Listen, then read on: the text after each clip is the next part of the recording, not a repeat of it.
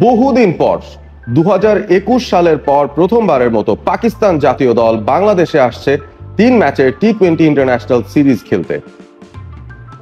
এই বছরের প্রথম দিকেই বাংলাদেশ যখন পাকিস্তান সফরে গিয়েছিল, সেই সফরটায় বাংলাদেশ হোয়াইট ওয়াশ হয়েছিল পাকিস্তানের সঙ্গে টি-20 সিরিজটায়, এবং প্রতিশোধের পালা মিরপুরের মাটিতে বাংলাদেশ ভার্সেস পাকিস্তান। সিরিজটা শুরু হবে জুলাই মাসের 20 তারিখ থেকে, এবং এই সিরিজ শুরু হওয়ার আগে চলুন আমরা দেখে নেই বাংলাদেশ এবং পাকিস্তানের কারেন্ট ফর্ম কেমন, কারেন্ট টি-20 র্যাঙ্কিংটা কেমন, এবং একে অপরের মুখোমুখিতে এর আগে তাদের কি ঘটনাগুলো ঘটেছিল। সেই সাথে অবশ্যই আমরা এই দুই দলের স্কোয়াড নিয়েও কিছুটা আলোচনা করব। টি-20 ইন্টারন্যাশনাল র্যাঙ্কিং এ 8ম স্থানে থাকা পাকিস্তানের বিরুদ্ধে লড়বে বাংলাদেশ, যারা এই মুহূর্তে টি-20-র 10ম দল। এই দুই দলের মধ্যে সব মিলিয়ে 22টা ম্যাচ অনুষ্ঠিত হয়েছে 2007 থেকে শুরু করে 2025 পর্যন্ত, এবং এই 22 ম্যাচে পাকিস্তান নিরঙ্কুশভাবে এগিয়ে রয়েছে। 19টা জয় পাকিস্তানের, অন্যদিকে 3টা জয় বাংলাদেশের রয়েছে। টি-20 ক্রিকেটে পাকিস্তানের 8ম স্থানে থাকার পেছনে তাদের কারেন্ট ফর্মটা কিন্তু অনেকটাই দায়ী। 1 জানুয়ারি 2024 থেকে শুরু করে 2025-এর এই সময় পর্যন্ত পাকিস্তান সব মিলে 35টা ম্যাচ খেলেছে, এবং সেখানে মাত্র 13টা জয় তাদের রয়েছে। তার মধ্যে 2024 সালে টি-20 বিশ্বকাপে ইউএস এর সঙ্গে বিশাল বড় একটা হার, এবং সেই হারের পর পরবর্তী নকআউট স্টেজে যেতে না পারার একটা আক্ষেপ এই পাকিস্তান দলটার সঙ্গে লেগে রয়েছে। ঘরের মাটিতে পাকিস্তান বেশ শক্তিশালী হলেও অ্যাওয়েতে যখন তারা টি-20 ইন্টারন্যাশনাল খেলতে গিয়েছে, সেখানে কিন্তু তাদের ফর্মটা খুব একটা সুখকর কথা বলছে না। নিউজিল্যান্ডের সঙ্গে বেশ কয়েকবার সিরিজ খেলেছে পাকিস্তান গত বছর, এবং সেই সিরিজগুলোতে পাকিস্তানকে হারতে হয়েছিল। বাংলাদেশের সাথে শুধুমাত্র ঘরের মাটিতে হোয়াইট ওয়াশ করা সিরিজটা বাদ দিলে বাদ বাকি সিরিজগুলোতে পাকিস্তানের পারফরমেন্স কিন্তু সেরকম আশানুরূপ ছিল না, এবং সে কারণেই বিশাল বিশাল রদবদল হয়েছে তাদের এই স্কোয়াডটাতে, এবং সেই সাথে তাদের হেড কোচেও এসেছে পরিবর্তন। আর অন্যদিকে বাংলাদেশের রিসেন্ট ফর্ম খুব একটা খারাপ নয়। বিদেশের মাটিতে প্রথমবারের মতো বাংলাদেশ 2টো অ্যাওয়ে সিরিজ জিততে পেরেছে এক অধিনায়কের আন্ডারে। এই অধিনায়কের নাম লিটন কুমার দাস, এবং তিনি লিড করবেন এই বাংলাদেশ দলটাকে পাকিস্তানের বিরুদ্ধে। পাকিস্তানের সঙ্গে টি-20 ইন্টারন্যাশনাল সিরিজ লাহোরে এই বছরই হেরে যাওয়ার পর, এবং সেই সাথে ইউএইর সঙ্গে 2-1 সিরিজ হারার পর যখন সবাই ভাবছিল বাংলাদেশের এই টি-20 দলটার ফিউচারটা কেমন, শ্রীলঙ্কাকে তাদের মাটিতে টি-20 সিরিজ হারিয়ে সেই বাংলাদেশ দল প্রমাণ করেছে এই দলটার মধ্যে সামর্থ্য রয়েছে, শক্তি রয়েছে, নতুন অধিনায়কত্বের অনুপ্রেরণা রয়েছে, এবং লিটন কুমার দাসের আন্ডারে এই বাংলাদেশ দলটা উজ্জীবিত হয়ে পাকিস্তানের বিরুদ্ধে এই সিরিজটা খেলতে যাবে।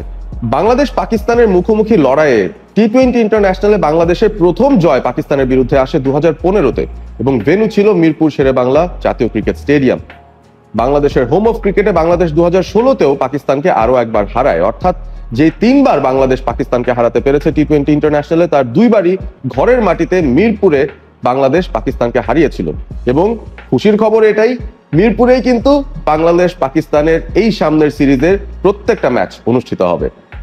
তারুণ্যে ভরপুর একটা স্কোয়াড নিয়ে পাকিস্তান বাংলাদেশে আগমন করেছে, এবং এই দলটার মধ্যে তাদের এত বছরের যারা বড় তারকারা ছিলেন তারা কিন্তু নেই। বাবর আজম, মোহাম্মদ রিজওয়ান, শাহিন শাহ আফ্রিদি, হারিস রৌফ, শাদাব খান, নাসিম শাহ কেউই কিন্তু এই স্কোয়াডের সঙ্গে যুক্ত নেই। হারিস রৌফ এবং শাদাব তারা দুজন ইনজুরির কারণে ছিটকে গেলেও ফর্মের বিবেচনায় কিংবা টি-20 ইন্টারন্যাশনালের কার্যকারিতার বিবেচনায় বাদ পড়ে গেছেন শাহিন শাহ আফ্রিদি, বাবর আজম এবং মোহাম্মদ রিজওয়ান। অর্থাৎ বাংলাদেশের মতো পাকিস্তান দলটাও কিন্তু টি-20-তে একটা ট্রানজিশনের ভেতর দিয়ে যাচ্ছে। নতুন হেড কোচ তারা এনেছে মাইক হেইসেন, এবং সেই সাথে নতুন একটা স্কোয়াড তারা গুছিয়েছে যেখানে তারুণ্যের উপর তাদের বেশি নির্ভর করতে হচ্ছে, এবং তাদের যে domestic league Pakistan super league, সেই সুপার লিগে পারফর্ম করা ভালো খেলোয়াড়দের নিয়েই এই স্কোয়াডটা তারা গঠন করেছে। পাকিস্তান স্কোয়াডের দিকে যদি একবার চোখ বোলাই, দেখতে পাবো ক্যাপ্টেন সালমান আলী আঘার পাশাপাশি দলটাতে রয়েছেন experience leg spinner Abrar Ahmed, সেই সাথে ফাহিম আশরাফ, ফাকার জামান, হাসান নওয়াজ, হুসেইন তালাত, খুশদিল শাহদের মতো তারকা ক্রিকেটাররা, এবং সেই সাথে বাংলাদেশকে যিনি ধসিয়ে দিয়েছিলেন বাংলাদেশের পূর্ববর্তী পাকিস্তান সফরে, সেই উইকেট কিপার ব্যাটার মোহাম্মদ হারিস, তিনিও এই স্কোয়াডের সঙ্গে যুক্ত আছেন। ব্যাটিংটা যদি হয় পাকিস্তানের শক্তি, বোলিং এর জায়গাটাতে খানিকটা দুর্বলতা অবশ্যই লক্ষ্য করা যায়। দুর্বলতার সঙ্গে বলতে হবে অনভিজ্ঞ একটা বোলিং লাইন আপ নিয়ে পাকিস্তান এবার বাংলাদেশ সফরে এসেছে টি-20 ইন্টারন্যাশনাল গুলো খেলতে।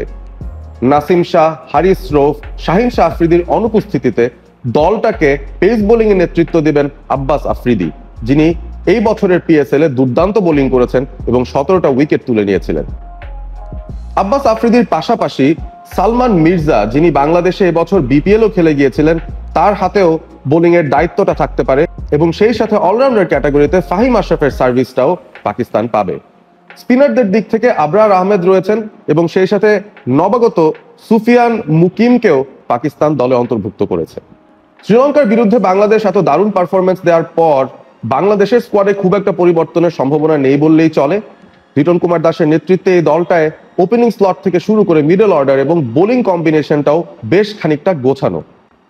তানজিদ তামিম, ইমন, লিটন, তাওহিদ হৃদয়, এই চারজনের উপর ভর করে বাংলাদেশের ব্যাটিং টপ অর্ডারটা নিশ্চয়ই প্রতিপক্ষকে খুব একটা শক্ত প্রতিদ্বন্দ্বিতায় ফেলতে পারবে এবং বোলিং এ অনেকগুলো অপশনস তৈরি হয়ে গেছে বাংলাদেশের। পেস বোলিং ইউনিটে প্রথম একাদশে জায়গা করার জন্য লড়াই করবেন শরীফুল, মুস্তাফিজ, তাসকিন আহমেদ, সাইফুদ্দিন, তানজিম সাকিবের মতো ক্রিকেটাররা এবং অলরাউন্ড ক্যাটাগরিতে অবশ্যই শেখ মেহেদী, মেহেদী হাসান মিরাজ, রিশাদ হোসেনরা তো আছেনই। এবারে এই সিরিজের প্লেয়ার্স টু ওয়াচ কারা হতে পারেন সেটা নিয়ে আলোচনা করা যাক। পাকিস্তানের হাসান নওয়াজ দুর্দান্ত একজন পারফর্মার।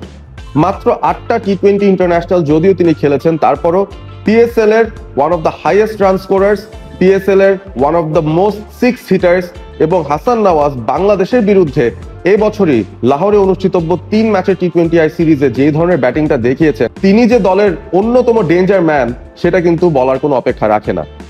মিডল ওভার্সে যেভাবে রানের টেম্পোটা তিনি বাড়াতে পারেন সেটা কিন্তু পাকিস্তানকে একটা অ্যাডেড প্লাস তৈরি করে দিচ্ছে এবং বাবর বা রিজওয়ানের যে অভাব সেটা কিন্তু তিনি অনেকাংশেই ইতিমধ্যেই পূরণ করে দিয়েছেন।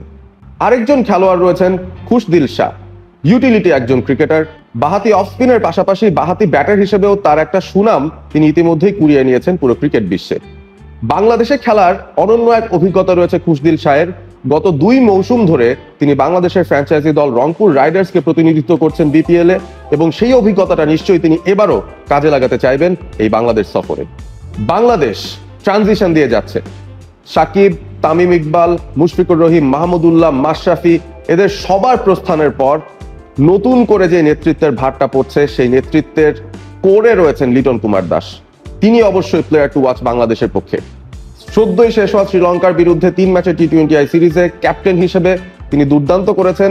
প্লেয়ার অফ দ্য সিরিজ হয়েছেন 114টা রান এবং 5টা ডিসমিসাল নিয়ে এবং লিটন যেদিন ভালো খেলেন সেদিন অবশ্যই বাংলাদেশ পজিটিভ রেজাল্টটা পায়। সুতরাং লিটন এই যে ফর্মে ফেরার ইঙ্গিতটা দিচ্ছেন সেটা যদি চালিয়ে যেতে পারেন তাহলে বাংলাদেশের জন্য ভালো সংবাদ সামনে অপেক্ষা করছে এবং তিনি অবশ্যই পাকিস্তানের জন্য বড় একটা থ্রেট হতে চলেছেন। রিশাদ হোসেন বাংলাদেশের একমাত্র ক্রিকেটার যিনি বিভিন্ন ফ্র্যাঞ্চাইজি লিগে একাধারে সুযোগ পাচ্ছেন ইদানিংকালে। বিবিএল থেকে শুরু করে পাকিস্তান সুপার লিগ থেকে শুরু করে বিভিন্ন ফ্র্যাঞ্চাইজি দল তাকে কিন্তু নিতে চাইছে এবং কেন নেবে না। 360 ডিগ্রি ক্রিকেটার তিনি। ব্যাট হাতে লোয়ার অফ দ্য অর্ডারে দারুণ বিগ হিটিং করতে পারেন, বল হাতে তার লেগ স্পিন খুবই এফেক্টিভ হয়ে যায় এবং সেই সাথে দুর্দান্ত একজন ফিল্ডারও তিনি। এবছরই পাকিস্তান সুপার লিগে তিনি লাহোর কালান্দার্সের হয়ে খেলে সেখানে দুর্দান্ত পারফর্ম করেছেন এবং পাকিস্তানের এগেনস্টে রিশাদ হোসেন তুরুপের তাস হতে পারেন বাংলাদেশের জন্য, কারণ পাকিস্তানের ব্যাটারদের বিরুদ্ধে কিভাবে বল করতে হবে সেই বিষয়টা হয়তো রিশাদের চেয়ে বেশি এই স্কোয়াডে অন্তত কেউ জানবেন না। তার পিএসএল এর সুখস্মৃতিটা তিনি মিরপুরেও নিশ্চয়ই ফিরিয়ে আনতে চাইবেন। সব মিলিয়ে বলতেই হবে দুটো দল র্যাঙ্কিং এ বেশ কাছাকাছি। পাকিস্তান ওভারঅল নতুন একটা স্কোয়াড নিয়ে নেমেছে এবং বাংলাদেশ দারুণ আত্মবিশ্বাসের সঙ্গে শ্রীলঙ্কার মাটিতে শ্রীলঙ্কাকে হারিয়ে এবারে ঘরের মাটিতে পাকিস্তানকে প্রথমবারের মতো একটা 3 ম্যাচের সিরিজ হারানোর প্রত্যয় নিয়ে নামবে। আপনাদের কি মতামত? আপনাদের কি মনে হয় বাংলাদেশ সফল হতে পারবে কিনা এবার পাকিস্তানের বিরুদ্ধে, নাকি পাকিস্তান তাদের এই তরুণ স্কোয়াডের উপর ভর করে বাংলাদেশের আত্মবিশ্বাসে চির ধরিয়ে দেবে? আপনাদের মতামত জানাতে ভুল করবেন না। বাংলাদেশ এবং পাকিস্তানের এই 3 ম্যাচ টি-20 সিরিজে কোন দলটা জিততে পারে সেটা নিয়েও জানিয়ে দিতে পারেন আপনাদের মতামত এবং সেই সাথে এই সিরিজের সকল ধরনের স্ট্যাটস, রিভিউজ, প্রিভিউজ এবং অ্যানালাইসিস দেখতে চোখ রাখবেন স্পোর্টস স্ক্যানারে। ভালো থাকবেন সবাই।